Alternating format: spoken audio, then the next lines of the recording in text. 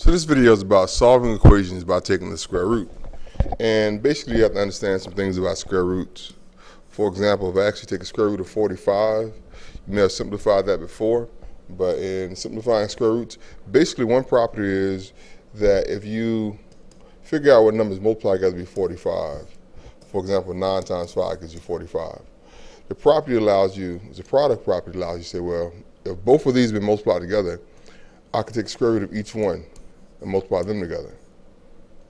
So basically what that means is the square root of 9 times 5, the same thing as square root of 9 times square root of 5, which is great if one of those is perfect squares. You can simply square root them.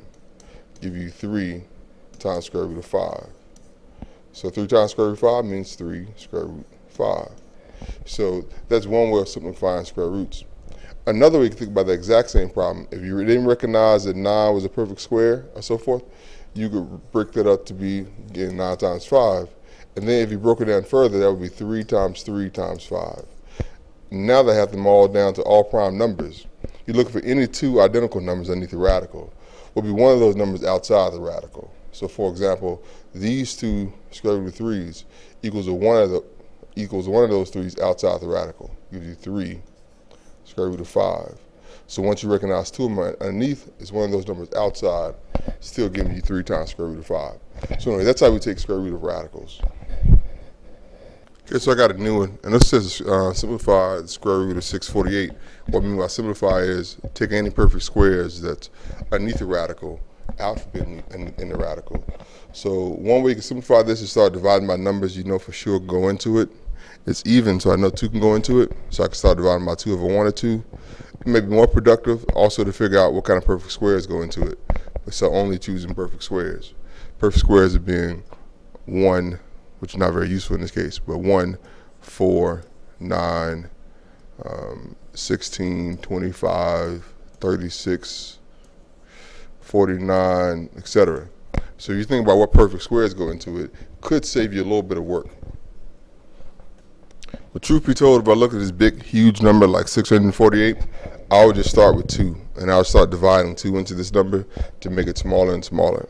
So for example, if I divided out 2, this is really 2 times 324. And if I know 324 is also even, I divide that by 2. So it makes it 2 times. This is the factors are 2 times 162. And once I recognize I have 2 2's here, those 2 2's become one of those 2's outside, making it 2 and the square root of 162. And then I think, well, 162 is even. I can divide that by 2.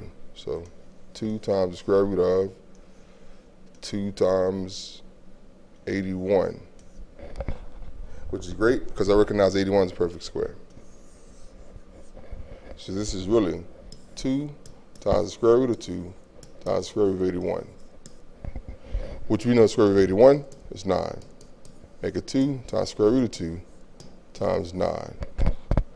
The 9 and the 2 are both outside the square root symbol now, so they can multiply together. 9 and 2 becomes 18.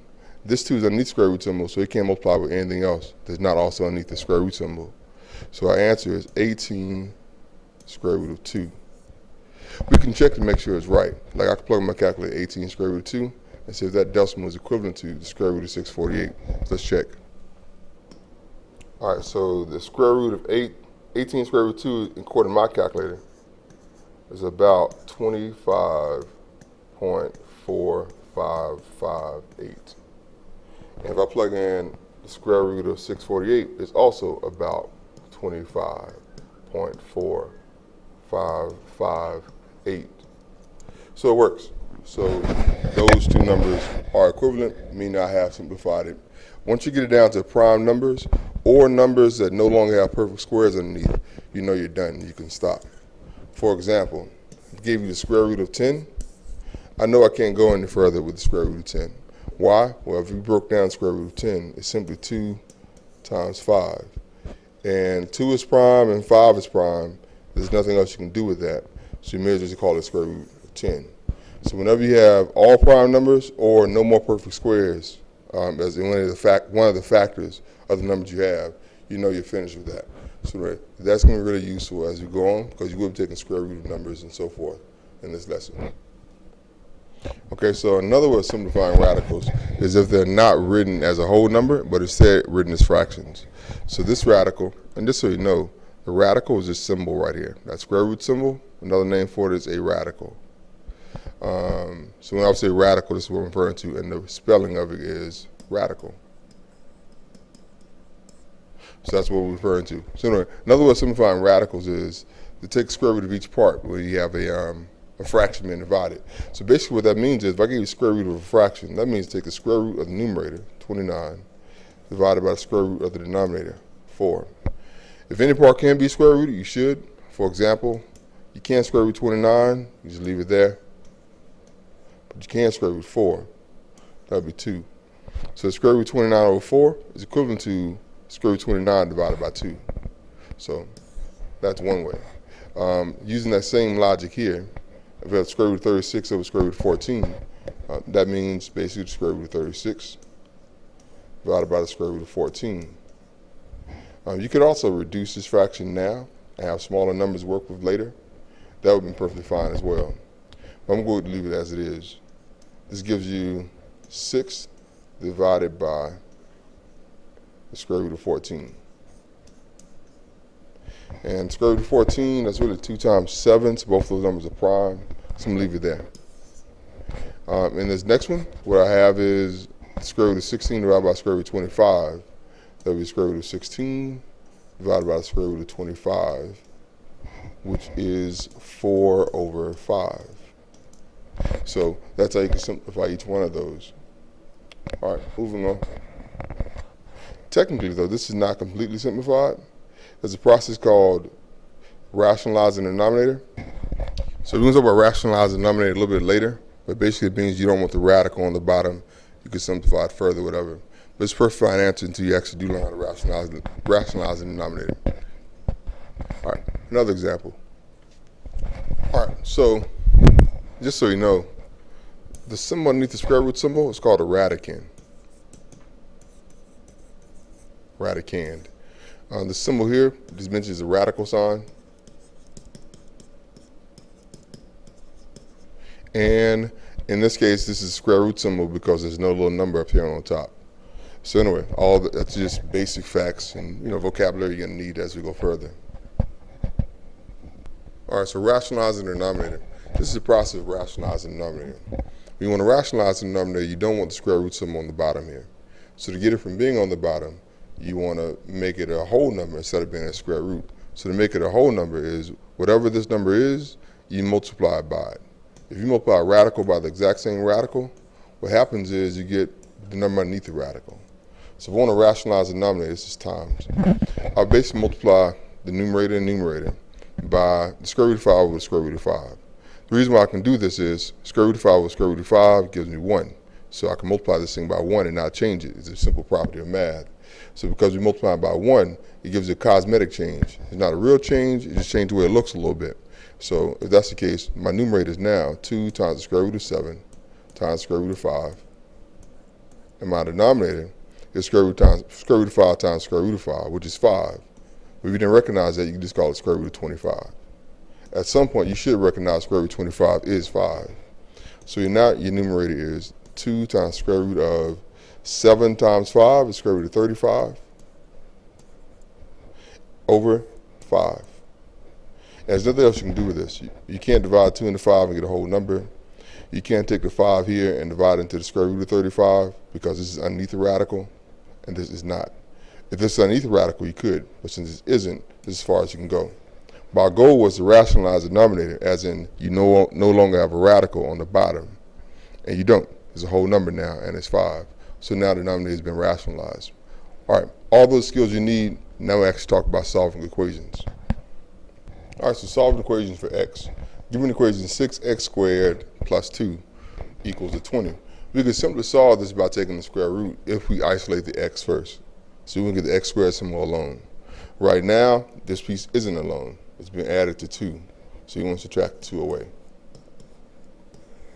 And then you should wind up having 6x squared equals to 18. Now the x squared piece still isn't alone, it has a multiplication of 6 to it. So you want the 6 to go away as well by dividing both sides by it. So you divide this side by 6, divide this side by 6. The 6 is canceled out to be 1. Leave you with 1x squared, or x squared, equals to 3, which is great. Now the question is, what number can you plug in for x? And then you square it, you get 3. How you find out is you square root both sides. So take square root of the left side, take square root of the right side. So if that's the case, the square root of x squared is x, and square root of 3 is the square root of 3. However, it could be a positive 3 or a negative 3. So we put plus or minus in front. Whenever we're solving for a variable, like here we're solving for a variable, and we take the square root of both sides, we should always put a plus or minus sign to include the fact that if I square a positive square root of 3 or if I square a negative square root of 3, I both get a true statement. So the solution here is x plus or minus square root of 3. You can find out for sure by plugging it in, or you can find out for sure by graphing it. For example, if you plug and calculate what square root of 3 is equal to, you're going to find that it's roughly, x is about 1.73. So in this case, positive or negative 1.73. All right, let's check this with the graph. In order to graph this, you got to get one side to be 0. So instead of subtracting 2, I'll subtract 20 to the other side, give you the new equation, 6x squared subtract 18 equals 0. So again, if I subtract 20 from here, subtract 20 from there, 2 subtract 20 gives you a negative 18. That's why I have this. If it's equal to 0, we can technically say that's equal to y. If you graph this as y equals this expression, you should see this graph. The graph looks something like this, and you should see that across here at about 1.73, and across here about negative 1.73. And you'll see, well, if that's the case, my solutions for this graph is negative and positive 1.73, which are essentially square root of 3. So those are the solutions to it, and we can check it by either plugging it back in. You've also plugged it in here and saw that it was equal to 20, or you could check it with the graph. Either way works. You got options. You can plug into the graph, plug into the equation, or check it using a graphing calculator and actually graph it. All right, moving on. Another example. All right, so in this example, we have 1/5 x subtract 7 squared equals 13. Our goal is to solve for x. You notice the x subtract 7 is in parentheses and not just an x alone. The goal is still to isolate the x, but in this case you could square it and get some trinomial and then multiply by a fifth, but you can actually do it easier if you take the square root of both sides. But before you square root it though, you have to isolate this parentheses. So we need to get rid of this 5, 1/5. So I should divide both sides by 1/5. So I'm going to rewrite it. All right, so if I divide both sides by 1/5, 1/5 as a decimal is 0.2. So if you don't like these fractions, you can call that decimal 0.2 and divide by 0.2. And you'll see this cancels, leave you with x subtract 7 squared equals to 13 divided by 1/5 should be 65. Or 13 divided by 0.2 should be 65. Now what we have is this thing being squared here. And to get rid of it, we should take the square root of both sides. So what I mean is this. Take square root of the left side of the equation and take square root of the right side of the equation. When you square root a perfect square, you get what's underneath square roots, underneath the squared symbol, so just x subtract 7, and this is square root of 65. And we'll call it positive or negative. And you can call that a decimal if you want, either or. From there, you want to isolate the x by adding 7 to both sides. So x subtract 7 equals the positive and negative square root of 65. You add 7, you get x equals to 7 plus or minus the square root of 65. So x equals 7 plus the square root of 65.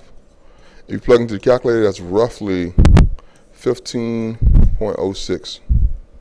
And x could equal to 7 subtract the square root of 65. If you plug that in, it's roughly negative 1.06. So these are approximately what they are, and this is exactly what it is. All these answers are good answers for it. If you need to graph it, it makes more sense to actually have decimals for them because you know how to go out, how far to go over and up and so forth. If you want to be exact, you don't lose any values, you plug it in exact. You don't actually lose any decimal values. That's all I have. Good luck.